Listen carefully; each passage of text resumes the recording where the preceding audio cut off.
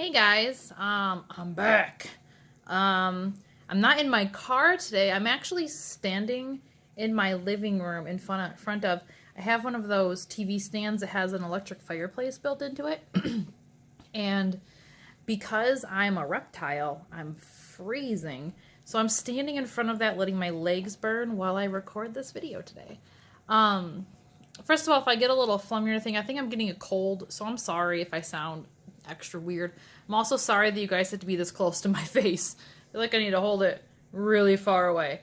Um, but I just got done having leftover pizza, which, oh my god. Okay, let's just have a little aside about this pizza, right? So, um, since I started doing Weight Watchers, WW, um, I've had to find ways to eat the things that I want to eat, but still have it be healthy. And for me, something that's really important is trying new foods. Um, when I was in high school, I was in a cooking class, and my cooking teacher really wanted us to experience, different foods and try new things and, be exploratory when it came to eating. And so, because of that, she wanted us to try a lot of really crazy stuff, including escargot. When we did the escargot in class and she brought it in and she prepared it, she told us, listen, you might not like it. You don't have to like it, but you have to try it. And she said something that stuck with me, and that was, one bite isn't going to kill you. So, if someone puts something in front of you and you don't know if you're going to like it, or if you want to try a new food, and you take one bite, and you chew it, and you swallow it, unless you're allergic to it, it's literally not going to kill you. You don't ever have to take another bite of it. You could, in theory, spit it out, but that's gross, too. It's kind of rude, especially if someone's giving you something. So just, grow up, grow a pair, and eat it. It doesn't matter what, even if it's a snail. Eat it, try it. It's not going to hurt you, and you never know what you're going to like. Another really interesting thing that I learned, I don't remember when I learned this, but I learned it, was that about every 7 years, your taste buds change. So something you did or didn't like 7 years ago, if you try it again, maybe you're going to like it. And you never know. So you have to give things a try. So that was a long segue into this.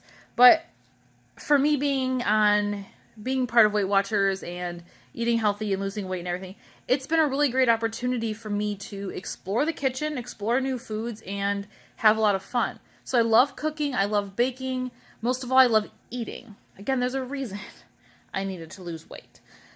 Because food is good. I'm like Oprah, I love bread! I do. But there's a recipe that has been floating around the internet. Maybe you guys have heard of it. It's called 2-ingredient dough. It's literally self-rising flour and plain non-fat yogurt. That's it. 2 ingredients. You mix equal parts, 1 cup, 1 cup. You knead it into a nice dough, and you shape it. You can use it for like biscuits, actual loaves of bread, pizza dough, bagels. People have used it to make donuts. You can do all sorts of stuff with the 2-ingredient dough. I love it. That dough you can use it like for a pie crust, whatever you want, pretty much. I think later this year, there's a woman that I follow on Instagram who wrote a book, a recipe book with like 100 different recipes using the 2-ingredient dough. She is my hero. I have her book pre-ordered, and I cannot wait to get it. But I like to use it for pizza dough because it's, as far as Weight Watcher stuff is concerned, it's lower in points and it's healthier for you. It's fun to make, it's easy to make, and you can be like, oh, homemade pizza dough. That's really easy. So anyways, I've been letting myself have weird new fancy pizzas, and the pizza that I made myself last night, I can't believe I've been talking for 4.5 minutes about pizza. The pizza I made myself last night for New Year's, I ate the rest of it today, but it was the dough, a nice big thing of the 2-ingredient dough, and I heated it in the microwave so I could spread it, some goat cheese with fig, some fig goat cheese, Goat cheese is my jam. Like, I love goat cheese. It's good on burgers, it's good in salads, it's good on pizza, it's good on anything you put a spreadable cheese on. Goat cheese. So good. I love goat cheese.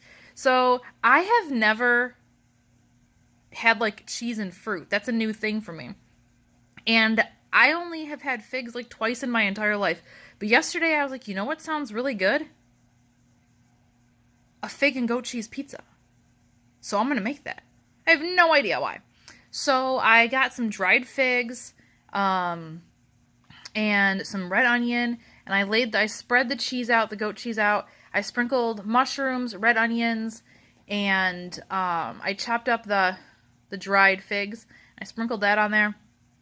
Then I baked it in the oven until it was done. And then when it was done, I pulled it out. I put some greens on it. Mixed greens, field greens, whatever kind of greens you want, spring mix. The one that I have is like called Bright Herb. I forget the company that makes it. It's like something Farms, I think.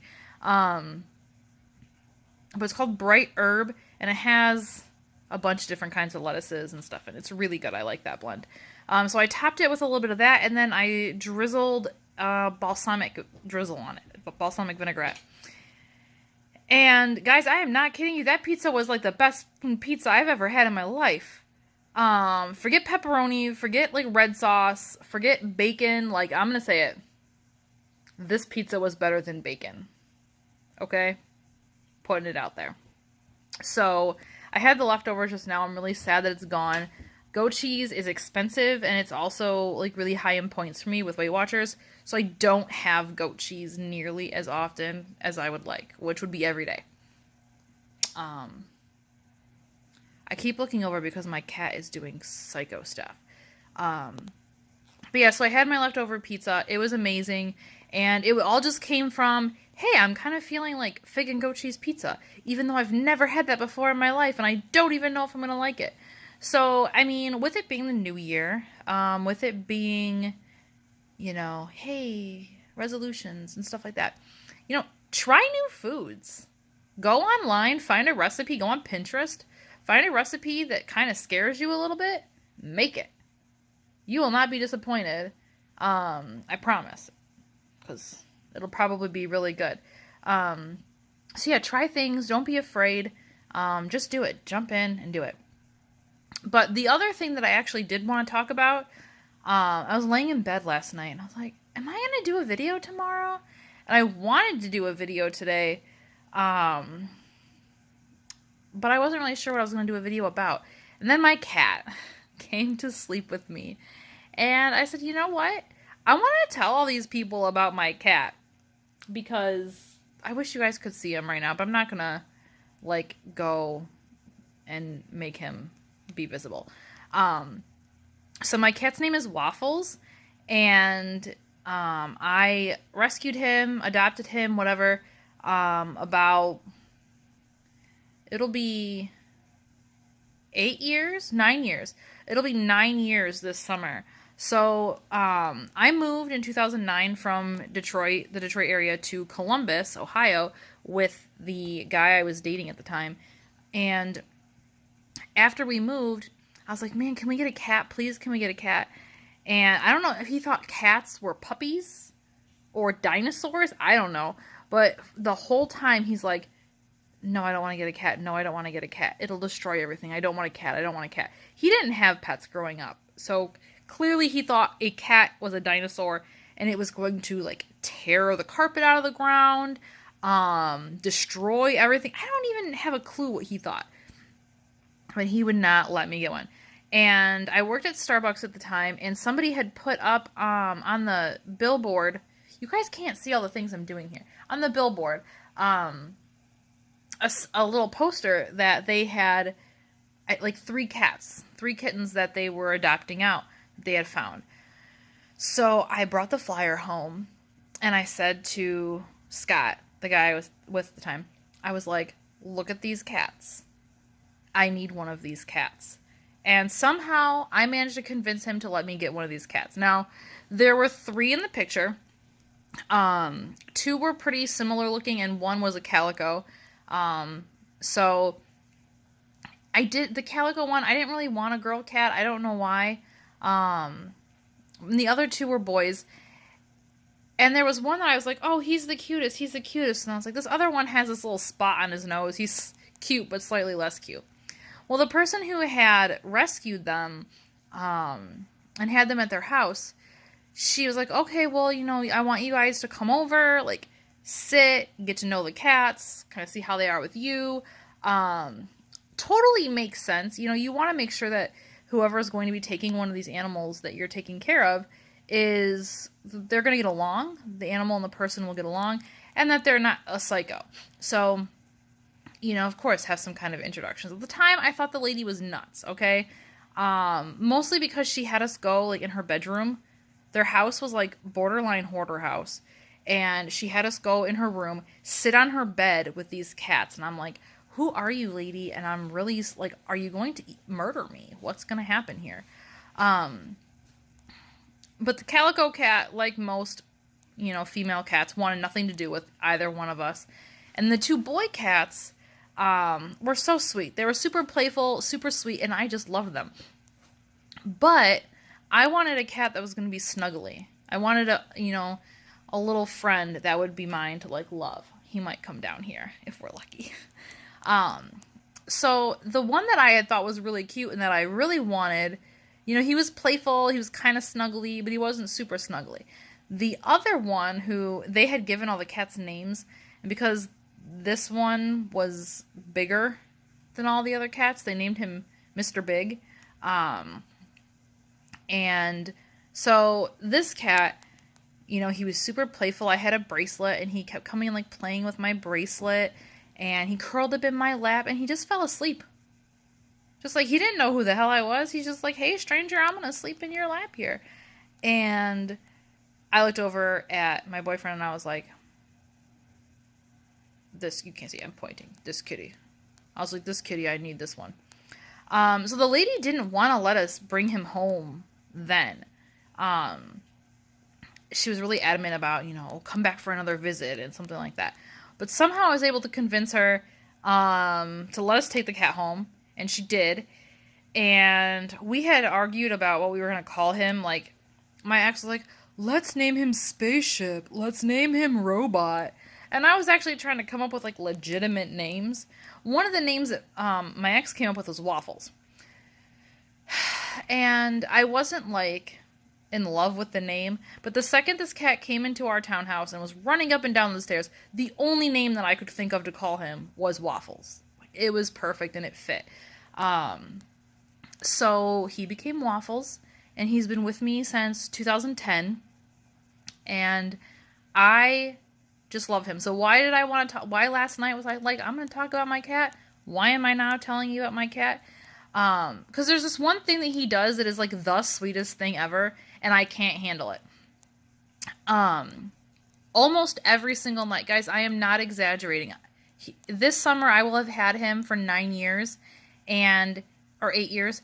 In those 9 years? 9 years. In those 9 years, I would say 80% of every night, he has done this. He comes into my bed, and he wakes me up, I'm sleeping. He just, like, touches my face. And if touching my face doesn't work, he starts to, like, claw at my nose. He'll, like, use one of his little claws and, like, hook my nose. If that doesn't work, he'll start to, like, claw at my hair or bite my hair. He's really good at waking me up and getting my attention. Sometimes he'll like, hook my lip, and I'm like, no, bro, that hurts. But he wakes me up, long story short, and he wants me to, I gotta, have a visual. He makes me lift up the blanket, lift up the blanket, and make him a little kitten cave next to me in the bed. So I lift up the blanket, and there's, I'm laying on my side, there's a big empty cave space, and he comes in, and he lays down, and I can't, I'm laying on my side, my arm is kind of like this, sleeping, and he comes up next to me, and he's like little spoon style, and he'll either put his little tiny head in the palm of my hand, or he puts his head like on my wrist, and then he stretches his little front paws forward and just lays them in my hand. and falls asleep purring. Like 80% of every single night, there's my cat sleeping with me, little spoon style, under the bed, under the blanket. He is so sweet, and it just warms my heart that this little fuzzy guy, he gets on my nerves, okay? He's glued to me all the time. I'm so surprised he's not here right now. He's making me look like a liar. But I think it's just the sweetest thing that this cat loves me so much, and cats are supposed to be nocturnal. He's supposed to be up playing in the middle of the night, but not my cat. After he's done playing and having fun, he comes into bed with his mama, and he just curls up there, puts his little head in my hand, and goes to sleep like the sweetest little angel in the whole world.